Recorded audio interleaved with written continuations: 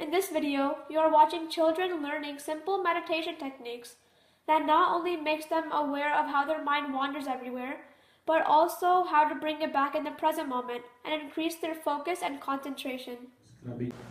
Wander, focus on the numbers.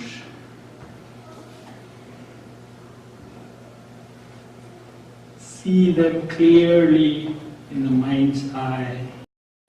Human mind churns thousands of thoughts in a day. A very large percentage of those thoughts take away our attention either in the past or into the imaginary future. The most common reason many of us are unable to stay focused and be in the present moment is this churning of our mind. It is one of the biggest distractors that not only takes away our attention from the present moment, but also creates the harmful emotions such as worry, sadness, anger, jealousy, greed, fear, anxiety, guilt, or procrastination.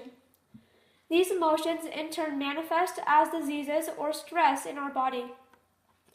It is funny that the thoughts churned by mind, which are not real, cause real harm to our body and creates physical and mental stress, and in many cases results in psychosomatic diseases.